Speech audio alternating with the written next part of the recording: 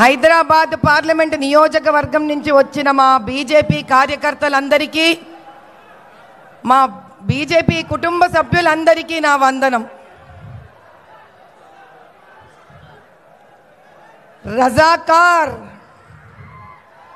రజాకార్ల వల్ల దెబ్బతిన్న తెలంగాణలోని ప్రతి ఒక్క ప్రాణము కోరుకునేది ఒకటే,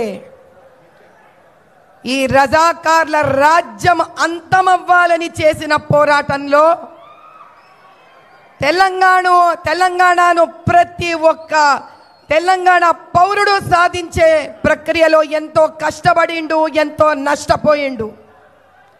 కానీ 2011లో అక్బరుద్దీన్ మేము రజాకార్లమనిండు. అటువంటి అక్బరుద్దీన్కు తోడు వెళ్ళిన గవర్నమెంట్లు రజాకార్లా లేక మన కోసం వచ్చిన నాయకుల అనేది వాళ్లే నిర్ణయించుకున్నారు. ఎంఐఎంకి తొత్తులుగా నిలబడిన ఓవైసీ ఇద్దరు అన్నదమ్ములు, వాళ్లకు మాటికి సహాయం చేస్తున్న బీఆర్ఎస్ తెలంగాణను కోరుకునే వాళ్లకు మాటికి సహాయపడుతున్న కాంగ్రెస్ తెలంగాణని సుభిక్షత కోరుకున్న వాళ్ళ కారు.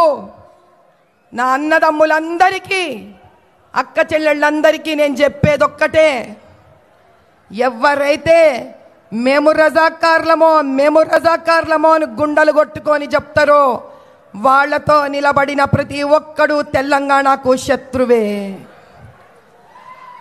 ఆ శత్రువుకి మీరు ఓటేస్తారా? ఆ శత్రువుకి మీరు ఓటైనిస్తారా?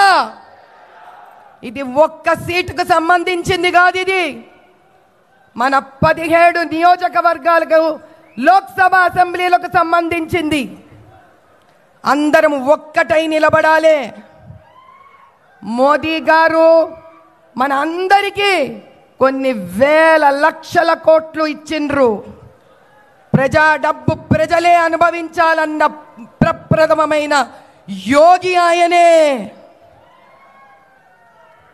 ప్రజలంటే తన బిడ్డల లెక్క ఆలోచించిన మహానుభావుడు ఆయన.